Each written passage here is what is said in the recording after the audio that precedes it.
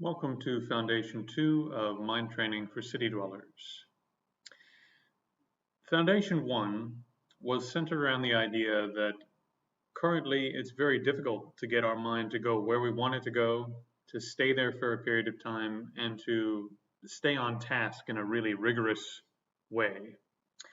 Foundation 2 is going to build on this, but it's going to use a little bit more sophisticated technique.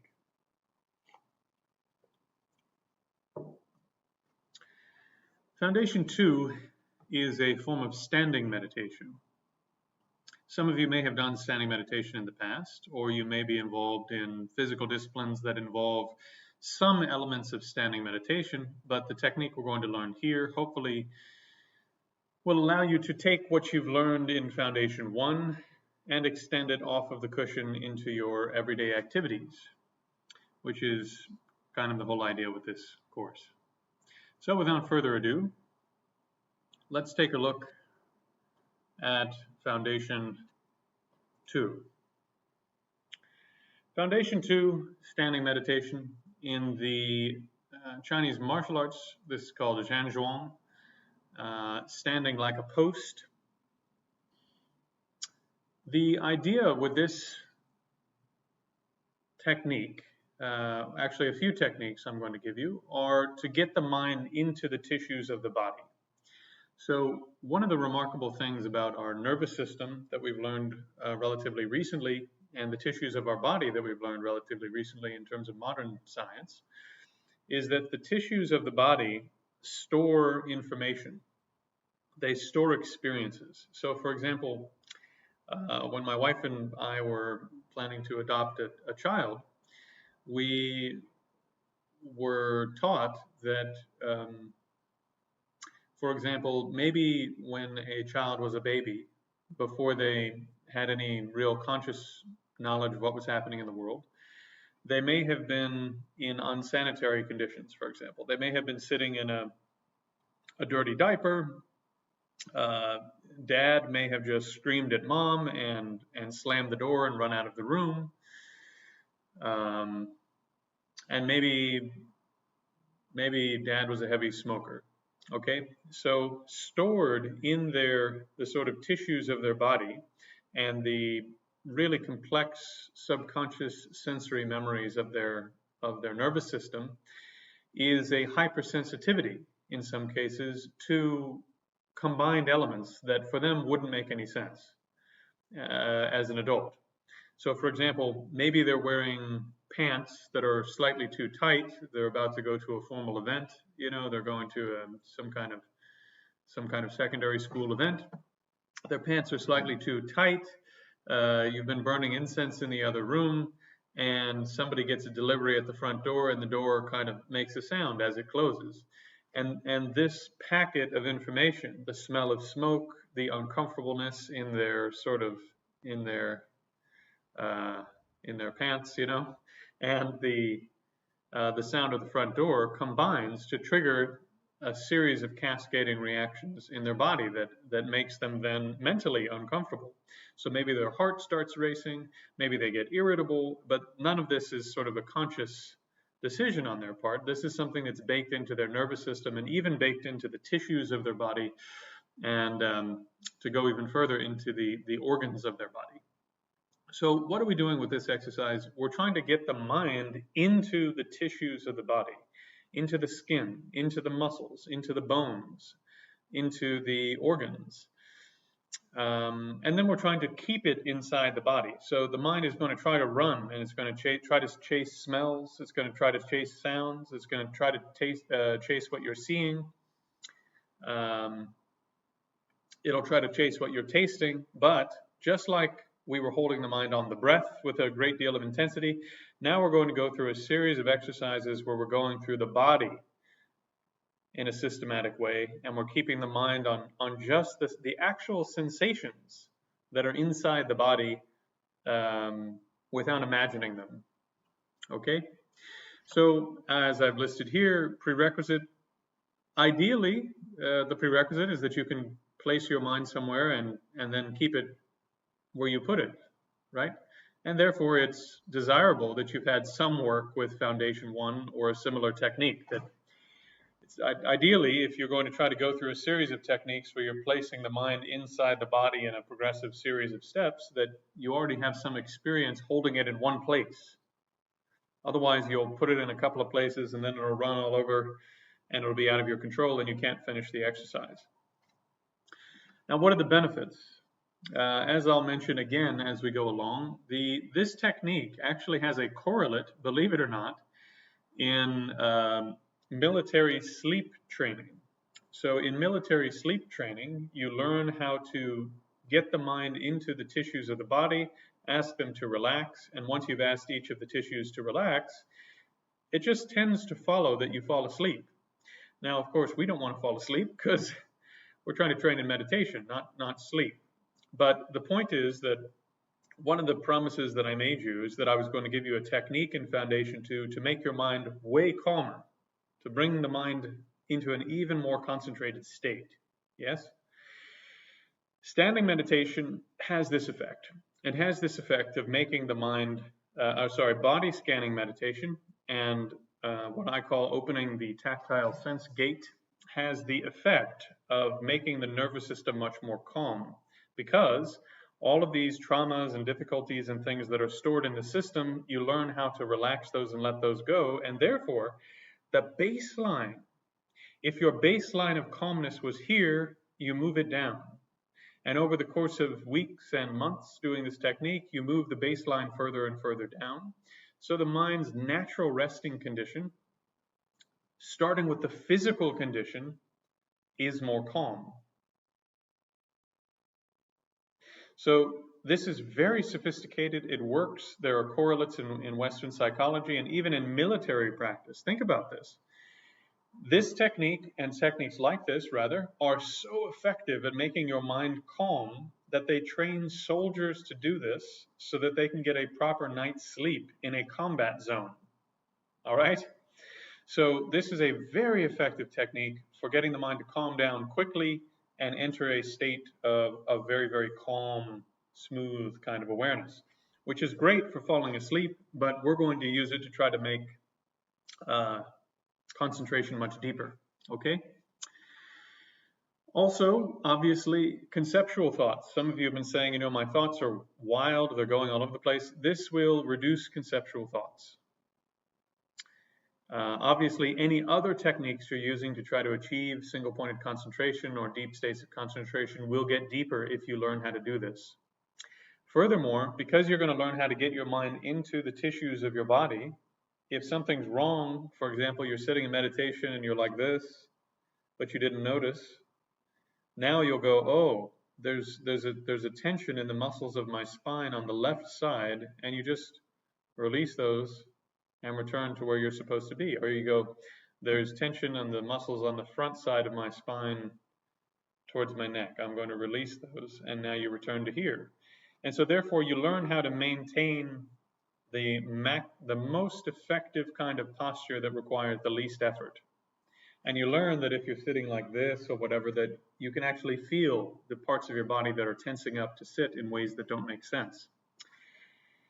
More broadly, if you're into this sort of thing, there is a concept in the Chinese health arts called qi. In some of the Indian systems, it's called prana, also sometimes called kundalini, depending upon what type of practice you're dealing with. In the Tibetan systems, it's called wind. But in any case, there is the idea that there is a substance that is, it's not non-physical, but it's not as coarse as ordinary matter. And that you have a second body, at least one second body that is subtler than the sort of coarse physical body, and that qi, or energy, flows through that body in certain ways. And that when that body isn't functioning well, that the physical body begins to show symptoms related to that not functioning well.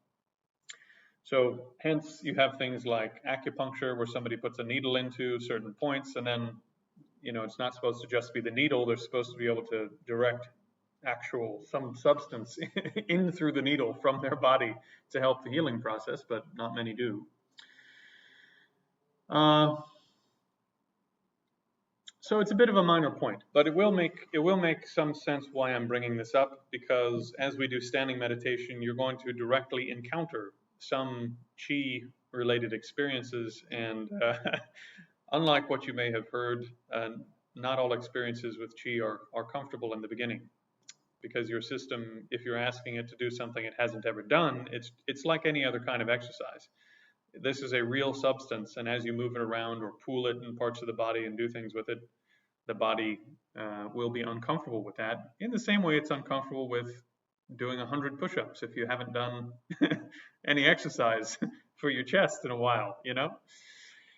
Okay, so in effect, standing meditation should also, in addition to making the mind calmer, it might make your body a little bit healthier, because we're going to, in theory, make the chi move a little bit in a little bit healthier way in the body. Importantly, one of the benefits that we will extend and continue to extend throughout the remaining foundations that you're going to learn to do in this foundation is to use direct, non-conceptual observation to analyze your experience. So if you're interested in things like emptiness and selflessness teachings, this is absolutely essential. If you'd like to understand what Buddhists mean by selflessness and emptiness, you need to be able to do this kind of thing, where you can place your mind on some part of the body, the mind rests there and looks at what is actually happening in the absence of conceptual thinking about what is happening. It simply observes, here's what it is, right?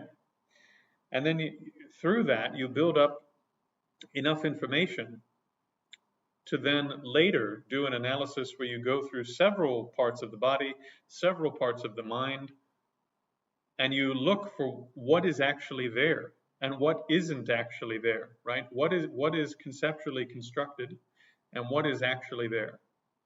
And that's way, way, way too deep for this level of our discussion, but nonetheless is important. Okay, so of course, as you've probably read and seen and experienced, there are quite a few techniques, quite a few courses, quite a few teachers that use the breath to try to develop basically perfect concentration from beginning to end, going all the way down the path with the breath. You can do that. However, from my experience, it is very, very, very, very difficult to do that outside of a retreat setting, and probably you need additional techniques with the breath beyond simply observing the breath to get your mind into a very deep state of concentration.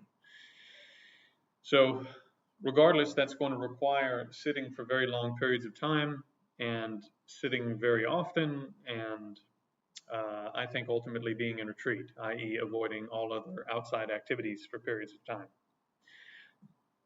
Since most of you are not going to do that, we're going to do something else that you can do while you're doing other activities, right? So if there's a type of mental training that gives you the same skills that you can do while doing other things, like living your ordinary life, buying groceries, doing the dishes, whatever, then this is a technique that will allow you to build up a certain level of capability in the midst of your life and apply it to your life while you're building up the capability, which I think is fantastically useful. Now, I don't want to promise that you're going to enter a deep state of samadhi, just doing standing meditation. You very well could do that. Sorry, for those of you who don't know, samadhi is a deep state of single-pointed concentration. You very well could do that, but I'm not going to promise that to you. You may get glimpses of it, you may get tastes of it, you may have some very interesting experiences, and frankly, I'd be surprised if some of you didn't have very interesting experiences because this technique is so effective. But you may still need to do some retreat if you'd like to take these experiences that you'll get a taste of all the way to their natural conclusions from a Buddhist standpoint. All right? So The idea with this, once again, is so many different courses, techniques, teachers, books. It's all about what you're doing on the cushion. It's cushion, cushion, cushion, cushion. You know, sitting in a room by yourself. It has to be like perfect environment. It's not too cold. You have the incense, you have the altar, you have the, you know, everything has to be perfect in the environment. And then you try to get your mind to do something. And if that's what's required for you to train your mind, good luck, you know, because life isn't like that. Life is hot and it's cold and it's uncomfortable and it's filled with pleasures that are distracting and it's complicated and it doesn't always smell nice and it doesn't always sound nice. So we need techniques that deal with real life. So what we've done in Foundation 1 is give you some mental force to place your mind somewhere and keep it there and to know roughly what your mind is doing while it's trying to do that, okay? Foundation 2, now we're going to build up to an ability to do our training in the midst of life. We're going to start with standing. We're going to take it off the cushion, we're going to stand up and do the practice, all right? However, it's important not to get overwhelmed, you know? Obviously, if you work, well, before I say that, don't get overwhelmed. If it's too difficult to stand up, do it seated. As a matter of fact, do it seated for a little while and then try it standing. And when you do it standing, do like 3 minutes or 5 minutes, all right? And then slowly build up to more and more. Also, you will find that you start doing this practice while you're doing other things. If you work in a field where you're doing hard labor, heavy machinery, etc., be very careful. You know, if you find your mind going inside, what that means is it's becoming less attentive to what's happening outside, which can be very dangerous. If you're dealing with heavy equipment or someone's life is on the line, you need your mind engaged with what's happening outside. Okay? Okay, so once again, this practice is a bridge. It allows you to take what you're doing on the cushion and take it out there into real life. I expect that all of you, after doing this technique for 2 or 3 weeks, will start using it while you're just standing around doing other things or while you're just sitting around doing other things. This is a practice you can do in small doses. When you have 60 seconds, you can do this technique. While you're waiting in line for something, you can do this technique. So you don't have to be in a perfect environment to do this practice, which is why it's so incredible, okay? So this is Cheng Men Ching. He's a pretty famous Tai Chi adept. What I'd like to do is, I don't want to talk too much about posture. I'm going to leave this for you to read on your own. And the reason is that there are 2 schools of thought with regards to posture, and I'm going to represent both of them for you, all right? So the first school of thought with regard to posture says, make the posture as perfect as you can,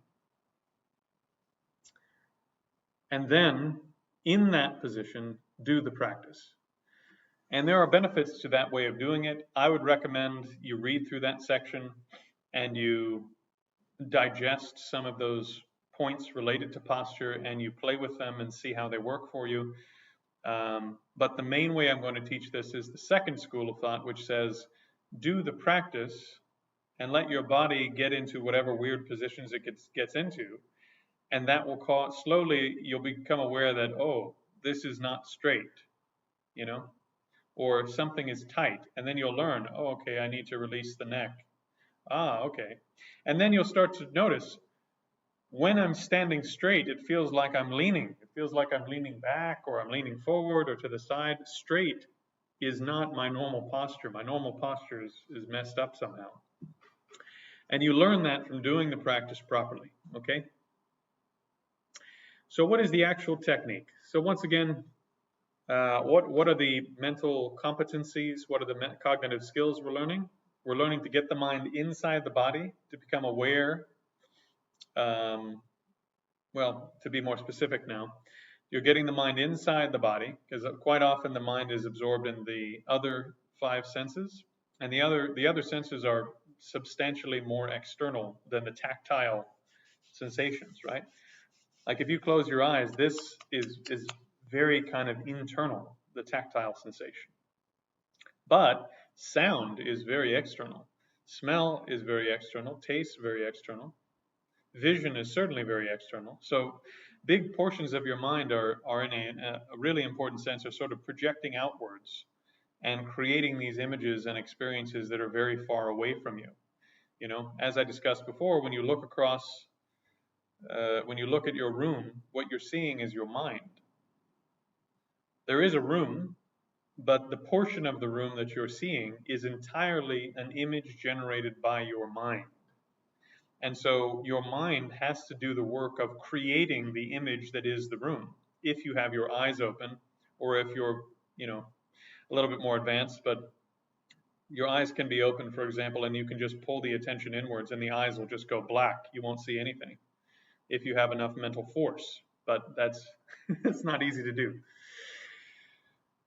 Same thing goes for vision, taste, smell. The sort of, for lack of a better term, the sort of energy associated with each of the senses will pull inwards and literally. Some of you have probably had this experience actually, because we do this naturally. This is not just a meditation thing. Some of you have probably driven somewhere or walked somewhere that you're very familiar with. And when you get there, you can't remember anything specific about how you got there. You sort of did it on autopilot. You did it automatically, and you weren't fully engaged with what you were seeing or smelling or tasting or hearing. And so you can't really remember anything that happened on the way there. And as a matter of fact, you probably haven't had the experience also, where you taste something really incredible and you go, oh, that's so good. And your eyes kind of blur a little bit and everything gets a little bit gray. Or your favorite song comes on and you're listening to the music and your vision gets slightly more gray, right? So when your attention turns fully to one of your senses, the other senses will get a little bit gray. They'll go from being really vivid to being less vivid. If you gain even more mental force, they'll turn off completely when you turn your attention fully to somewhere else. But again, that's quite advanced. So we're trying to get the mind inside the body. And when I say that, I mean it quite literally. Right now, your mind is extended all over the place, and we're trying to pool the mind, pool all of the mental energy and mental attention inside the body. Secondly, emotions have a physical component. As we discussed with regards to trauma, emotion in general has a physical component. So the anger, for example, almost every emotion you'll feel starts here, starts in the center of the body. It doesn't start here in terms of the way you experience it. It starts here. And there's research on this too, if anyone would like to see it. You can look it up yourself if you'd like. It's called body maps. Body, like a body. Maps, like cartography, like a map of a city. Body maps of emotion. So body maps of emotion is a universal culturally, culture is irrelevant. Every culture on earth that we have done research on in relation to the body maps for emotion have similar body maps for emotions.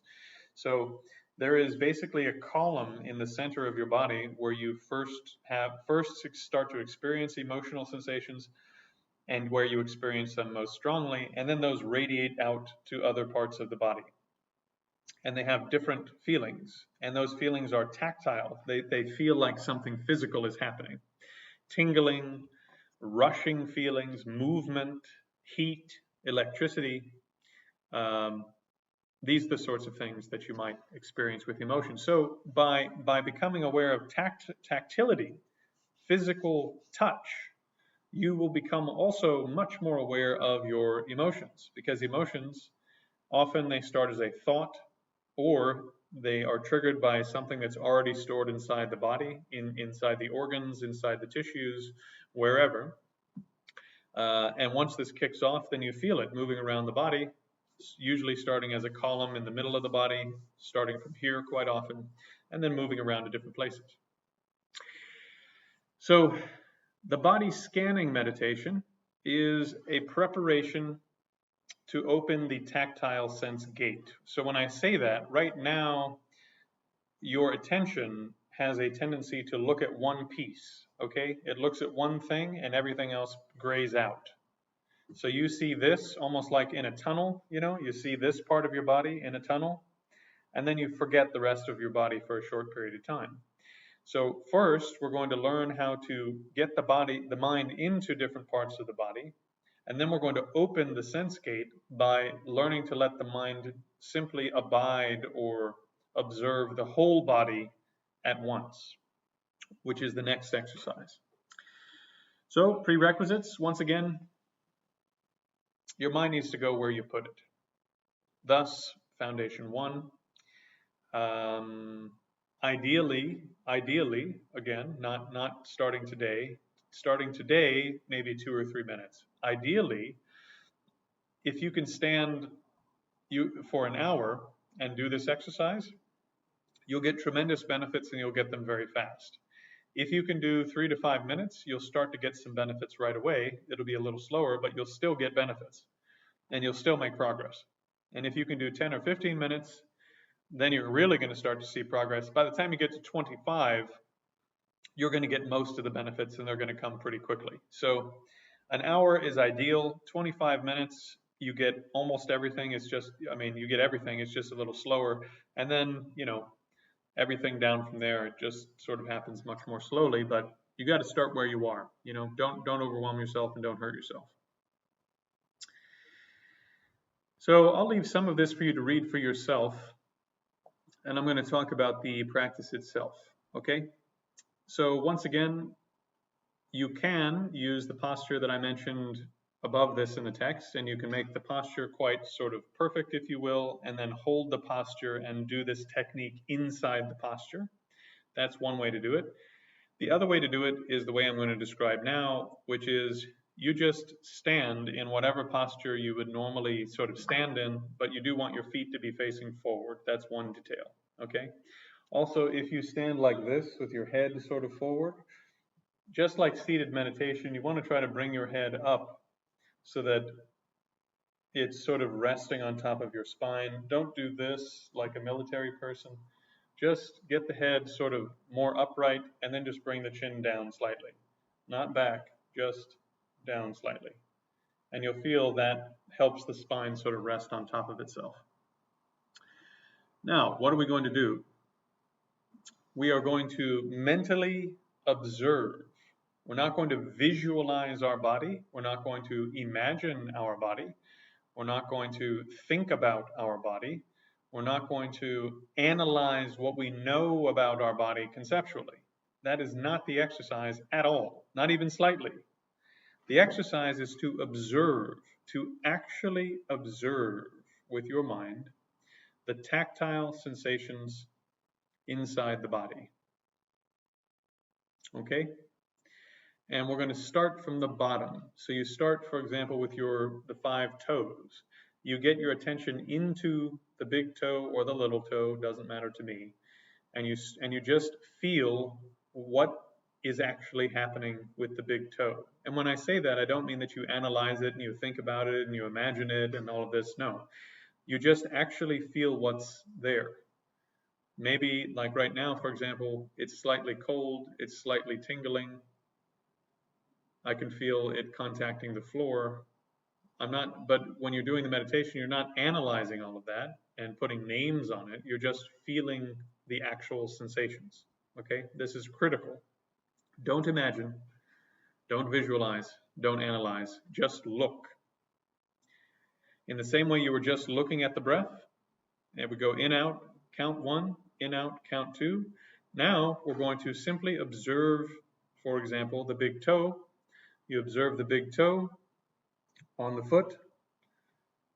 Mentally, you're just looking at the sensations there, and then you move to the second toe, right? I know I'm using my hand, but I don't want to put my foot on the camera. So then you use the second toe. You simply observe that. Third toe, observe that. Fourth toe, observe that. Pinky toe, observe that, okay? And then the foot, the sort of top of the foot, bottom of the foot, you can divide it up however you like. Then the ankle. and then the first part of the calf, second part of the calf, then the knee, then the right. So just work your way up the left leg, then do the right leg, and then do your sexual organs, you know. Get your mind into every part of your sexual organs, both inside and outside. And you'll find probably that you have hang-ups, you have stuff that's stored there because we store emotional energy related to anything that's ever happened to us sexually, very often in the sexual organs. So it may take a while to simply just observe the organs without doing anything mentally, not analyzing, not thinking of stuff, not thinking of something that happened 20 years ago. You're just observing the sensations. That's it. Okay? Same thing, the anus, the tailbone, the everything you can feel on the hips, right? And then everything you can feel on the waist. And for those of you who are not fashionistas, your hips are the bony part, your waist is the part right above that, okay? Then think about your abdomen like a barrel, okay? So look at the first part of the abdomen, the first part here, and then look at the second part here, and then look at the third part here. So divide the abdomen into three pieces. So the lower, the middle, and the upper, all right? And just go around it like this and look at everything there. And then, doesn't matter left or right side, do the left arm, all the pieces there, right arm, all the pieces there. Again, get your mind into as much of the detail of it as you can without imagining anything. So if all you can feel is your skin, then be aware of your skin. If you can be aware of the muscles, be aware of the muscles. If you can be aware of the bones, be aware of the bones. If you can get your mind into your internal organs and you actually can feel where the organs are, then do that. If you can't, don't imagine where they are. Just keep getting your mind into what you can, and eventually you'll be able to feel other parts of your body. Now, an important detail here is to release downwards. When I say release, when you look at a pine tree, okay, there's a word in Tibetan, I'm sorry, not Tibetan, in Chinese martial arts called song. When you look at the character for song, it can be interpreted in one of two ways. One is a woman taking like a pin out of her hair and her hair falls, right? And there's that moment where it sort of hits gravity and it becomes firm. So her hair is hanging from the top, right, to the bottom. And because gravity is pulling on it, it has a sort of firmness to it, if that makes sense. There's a sort of solidity to it because it's hanging off of the structure. That's one way of thinking about it. You want everything that doesn't need to be held up, because you are holding a posture, yes? If you just noodle, you'll fall onto the ground. You're holding a posture. So therefore, you're going to release everything that isn't needed for that posture, like a woman letting her hair down and having it fall, and it just falls perfectly, every hair to where it's supposed to be. You know, if you're from certain parts of Asia where you have you know certain places this analogy wouldn't work, right? So a pine tree is the other way it can be interpreted. When you look at a pine tree, it has a single trunk that comes up like this, and all the branches hang off basically at a 45-degree angle like this. And then all the needles and everything are hanging off of it like this. And it looks, it looks like everything is sort of hanging off and relaxed in an important sense. But when you touch it, it's really firm. It's really solid. So in the same way, your spine is like the trunk of the pine tree, and your bones for your arms and legs are like the branches coming off. And then everything else is like the needles and little twigs and everything coming off of that, okay? So you want the body to have this sense that whatever should be held up is being held up, and whatever shouldn't be held up has been completely released downwards, following the force of gravity, which means that you will move a little bit.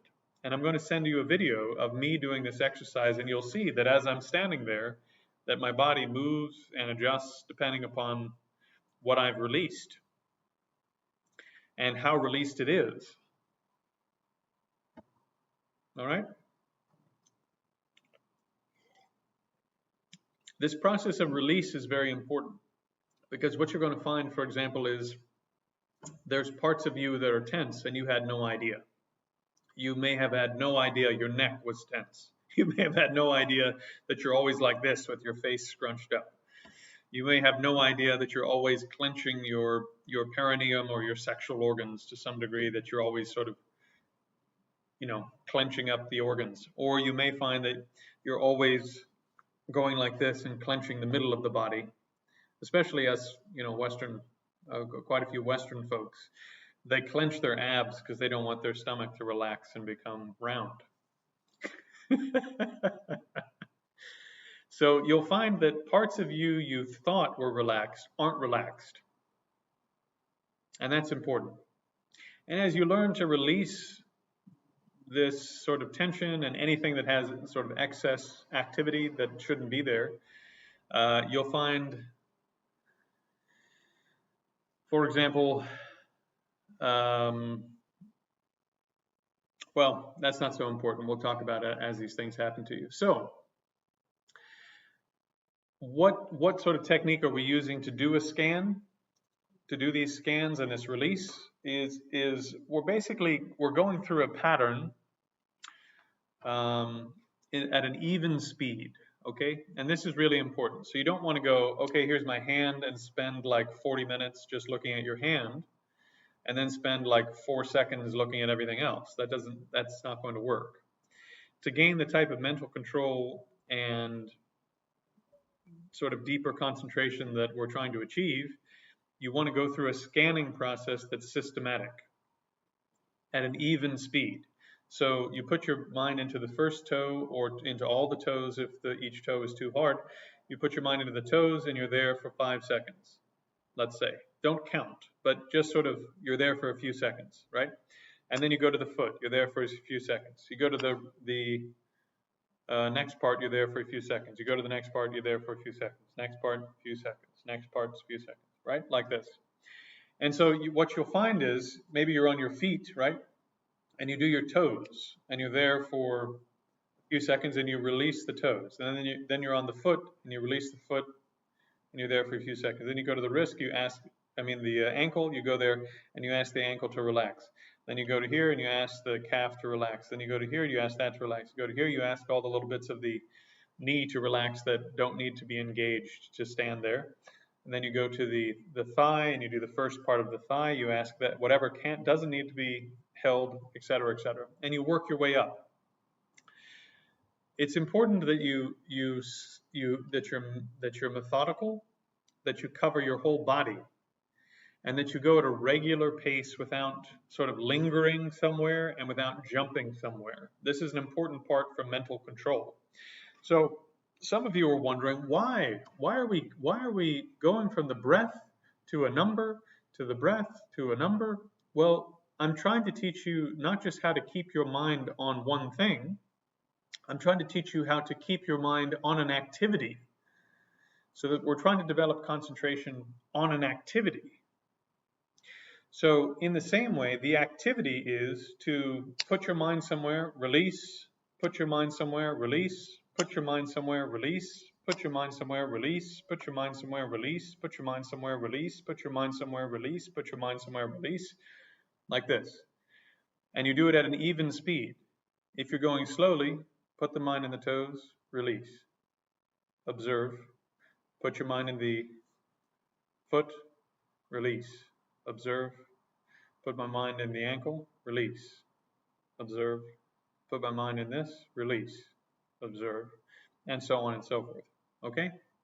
In any case, you go at an even speed, you don't linger somewhere because it's interesting, do not linger, that's breaking the exercise, and don't jump too soon, don't hurry through, right?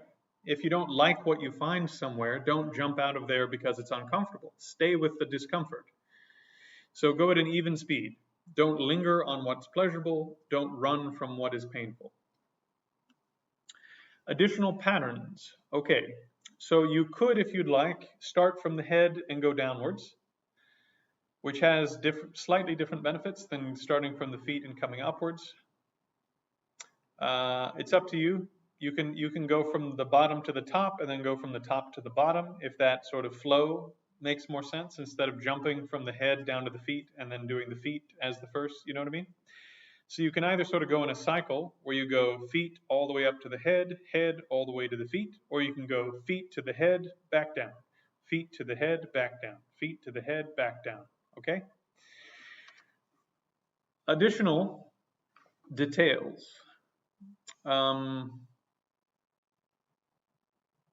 Two things I'm going to mention, and then I'll let you read the rest.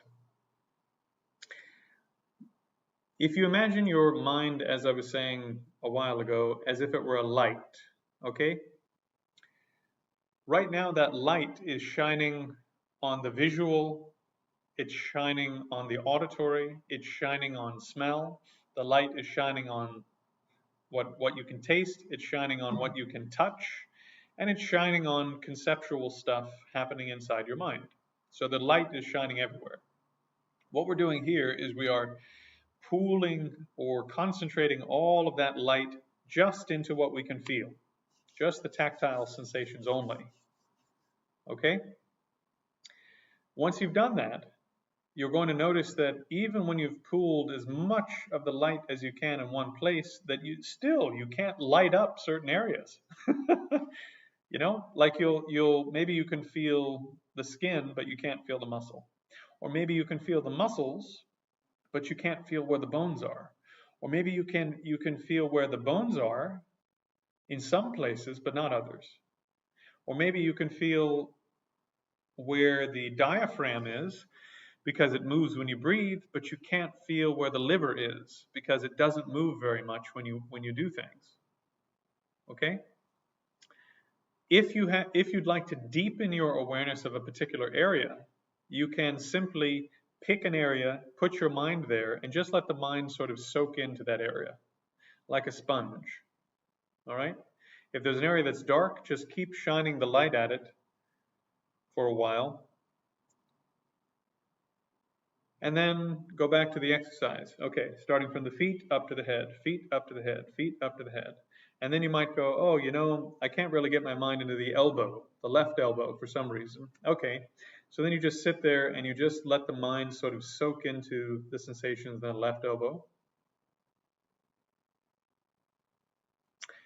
And then you go back from the feet to the head, feet to the head, feet to the head.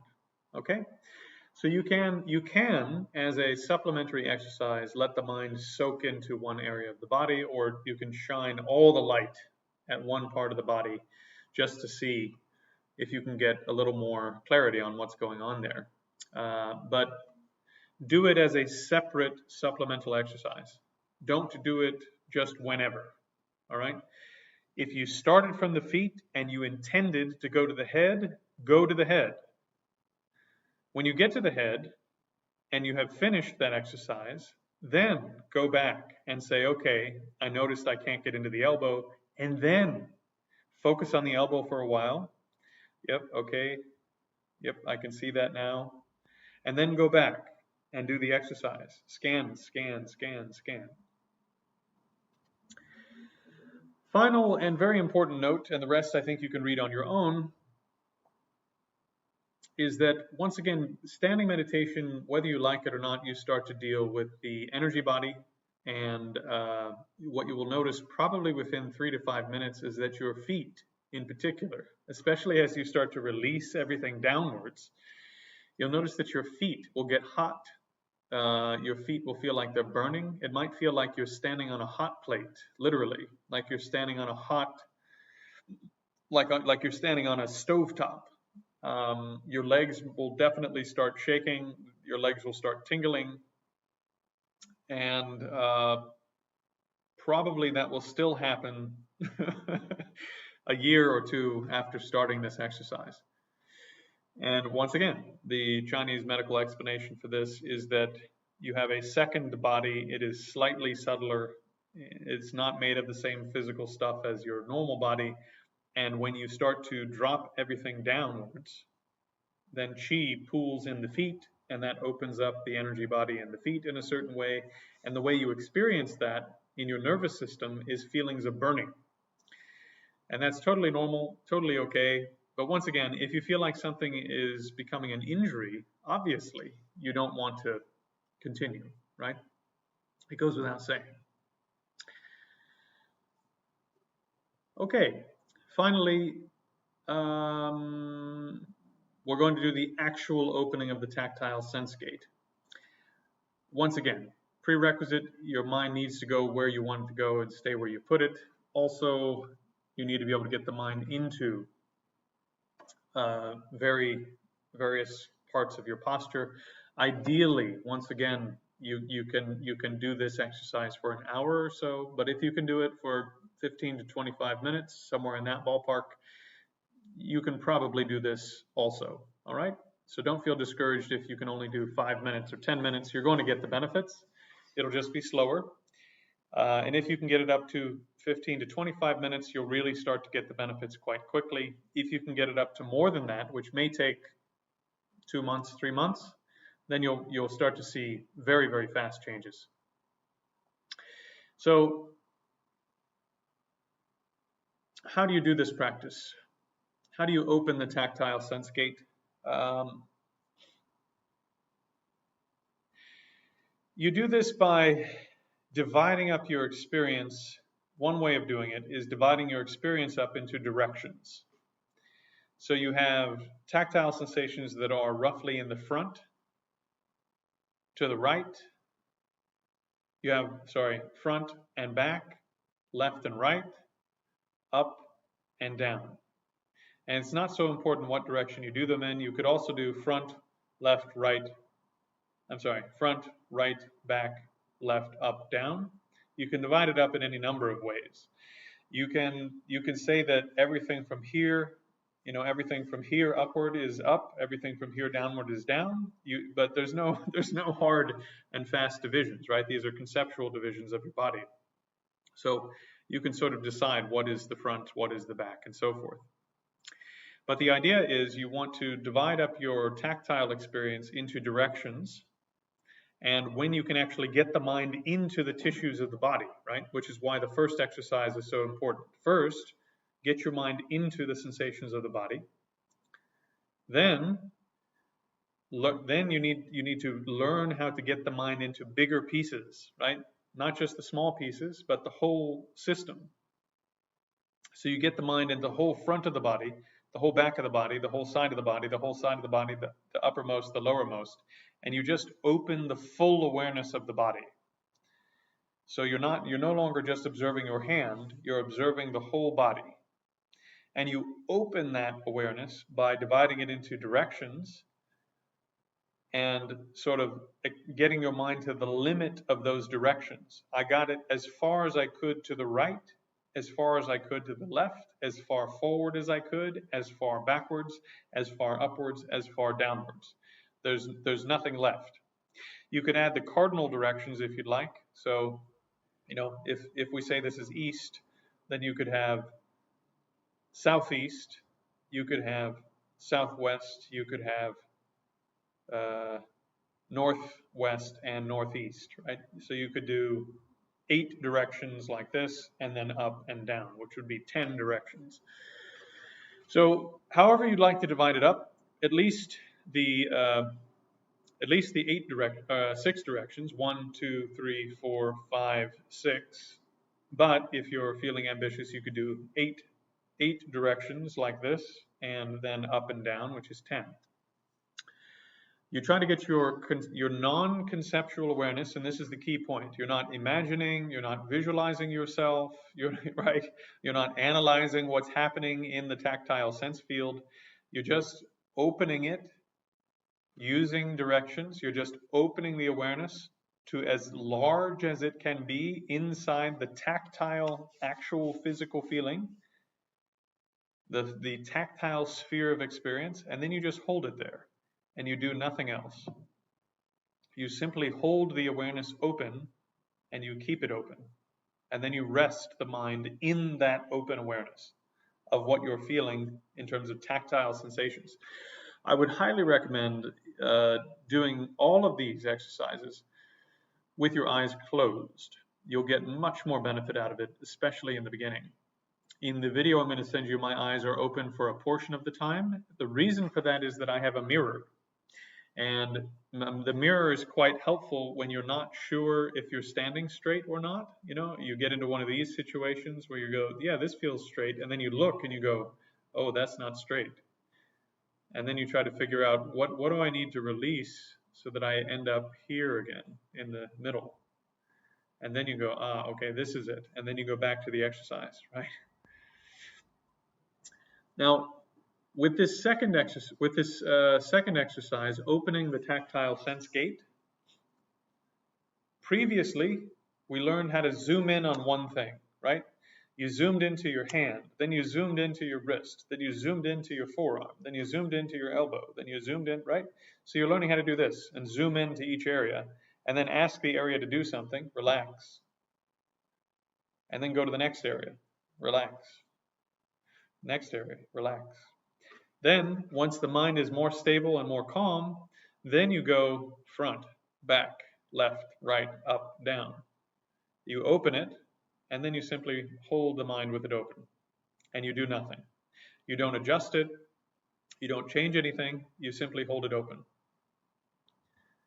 And if you've been holding it open for 2 or 3 minutes, and the hip starts to hurt really bad or something, you can try to keep it fully open, but just ask the hip to release in the same way that you asked you were zooming in. In that open awareness, you can also start to swim around, in a sense, like a little fish, where the mind doesn't get pulled in. It doesn't zoom into one thing, but you keep the mind open, you keep the awareness open, and you're swimming around like a little fish inside that awareness, or a part of your mind is. And when it finds a problem, it just says, okay, release that area. Okay. And now the pain is gone in that area. And now go back to being fully open, no swimming around. But in general, the sort of purpose of this exercise is to learn how to hold your mind open and to simply be aware of the entire tactile field of awareness. Okay? So this, once you get good at it, is something that will become natural. It will become natural to hold the entire tactile sphere of awareness in your mind all the time. And it won't look like you're doing anything to other people, and yet nonetheless you can be training in this type of meditative technique at all times. Okay? So if this is too difficult, then you can divide it up into easier to do pieces. So for example, you can put the mind into one leg and just sort of open that leg, front, back, left, right, and so forth, and then hold it there. And then open the awareness of the other leg, front, back, left, right, up, down, and so forth, right? And then get it into the other arm, top, bottom, left, right, all of this. Left, right, boom, boom, boom, boom. Get it in the other arm, get it into the torso, front, back, left, right, and so forth. Hold the mind's awareness open on the torso. Get it into the neck and the head, boom, boom, boom, boom, boom. Get your directions open. And then start to try to combine the pieces. So try to get both arms, front, back, left, right, and so forth. Both legs, front, back, left, right, up, down. And you can just keep opening each piece until you can get the whole thing open, and then you try to just hold the mind, rest the mind on an open awareness of the entire system. All right?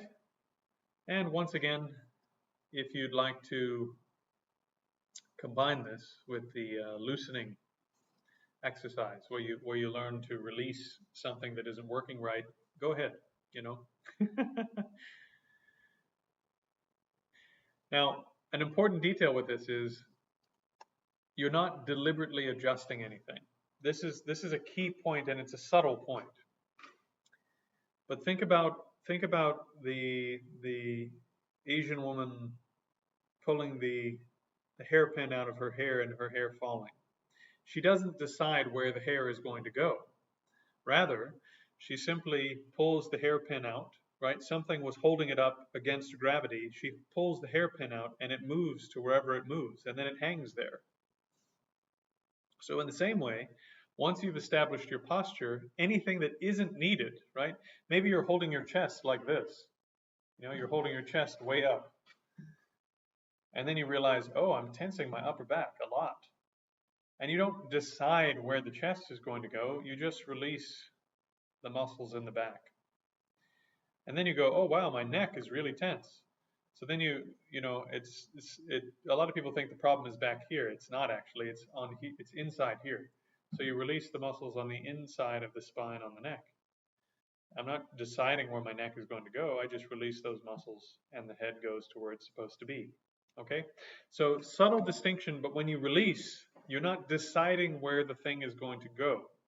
You're simply recognizing that it's being held, and then you release it, and it falls to wherever it falls. So this is what makes this technique a little bit different than simply holding the ideal posture, which is a little bit more active. Yes? Both will end up in the same place. And again, you can do both. Both, they support each other, but this one is a little bit more profound, slightly more profound. Once again, final note, the body will wiggle, it will shake. Sometimes you'll be standing there and the body will sort of jolt on its own. That's all very normal. Don't let it scare you. If you do feel like something is getting sore or getting sensations that seem like an injury and not simply something that's uncomfortable, then change what you're doing. All right? This is not a strong man competition. This is not a tough man competition.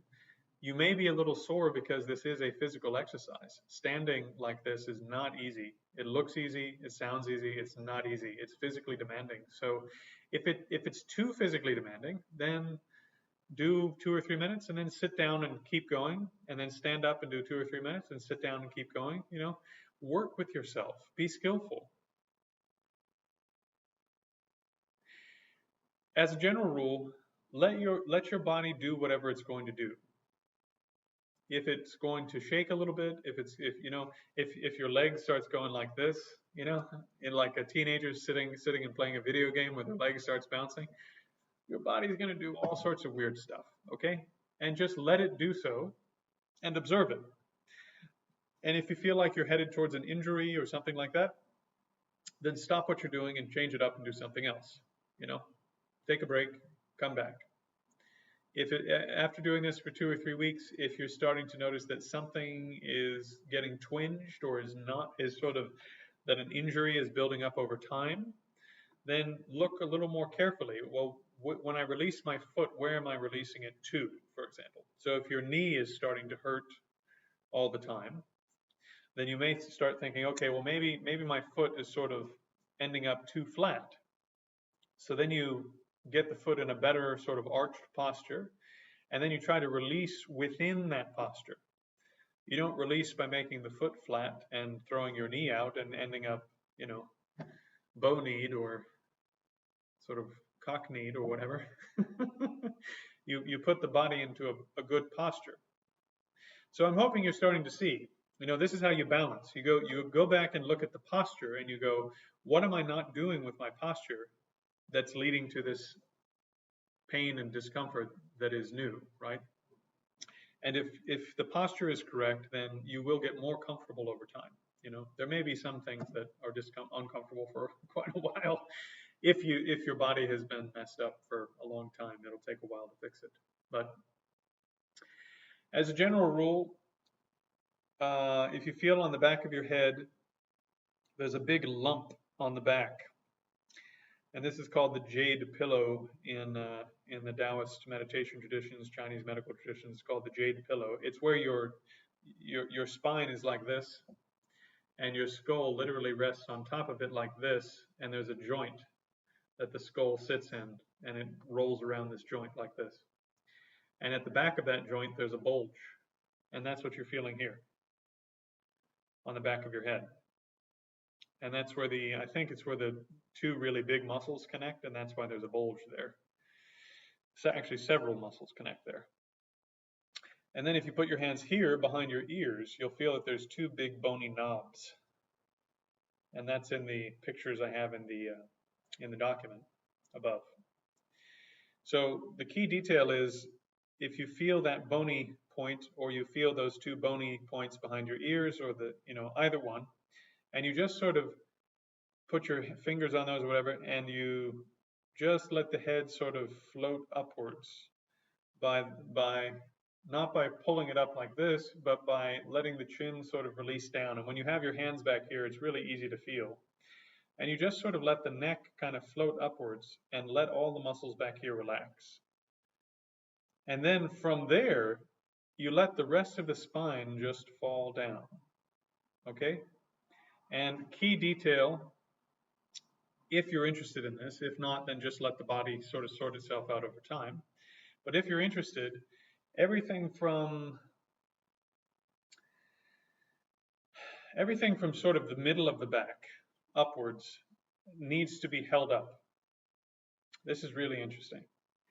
When you release the muscles properly, you'll feel that there's like right above the hips, there's a point where that is actually kind of hanging down, and the rest of it needs to be held up a little bit, but it also rests on top of the part that's hanging down. So in that way, you're holding the neck up like this, and then the hips and everything are dropping down. So you're being pulled like this from the center of the back, which is quite interesting. If you release everything properly, then at least at the stage I am currently with these practices, that's how it starts to feel, almost like the bottom is pulling down and that pulls the top up, like a weight underneath the water with a balloon on top. The balloon pulls up. When the weight drops down, the balloon pulls up like this against the water, right? In the same way, the hips and legs are pulling down.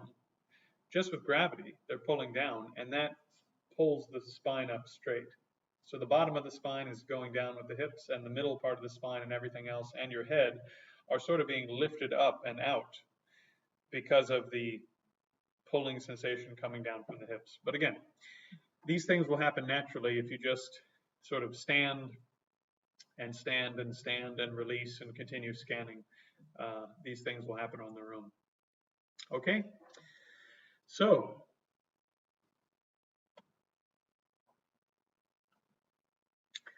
that is foundation number 2. Foundation number 2 is standing meditation, and inside that sort of basic practice of standing, you're going to add on 2 levels of training. The first is body scanning, where you go through the body systematically, boom, boom, boom, boom, boom, right? You can do it from the bottom to the top or the top to the bottom. I recommend going from the bottom to the top, and then you can either go in a circle, head to the toes, toes to the head, head to the toes. You can either go in a circle like that, or you go toes up to the head, then you go back down. Toes up to the head, back down. Toes up to the head, back down. Whichever works better for you. Start with 3 to 5 minutes. Work your way up to at least 25 minutes. And if you're feeling ambitious, you can try going even further to an hour. If that's too demanding, but you want to keep going, then transition to seated or start seated. It doesn't matter to me. I think both will work equally well. If you start seated and go to standing and it's too much, just slowly sit down. You can sit in whatever posture you'd like, as long as the spine is straight. Just sit down on the edge of your bed, on your couch, whatever, as long as the spine stays straight. Sit down, continue doing it while seated. If you'd like, slowly stand up and continue in a standing position.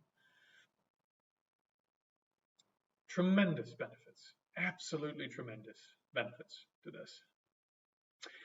Once you can get the mind into the body and keep it inside the body, and once you have some awareness of all the various components of the body, then you can start opening sections all at once. You can open the sense gate, front, side, back, side, up, down, extending the awareness until it fills the whole tactile sense sphere.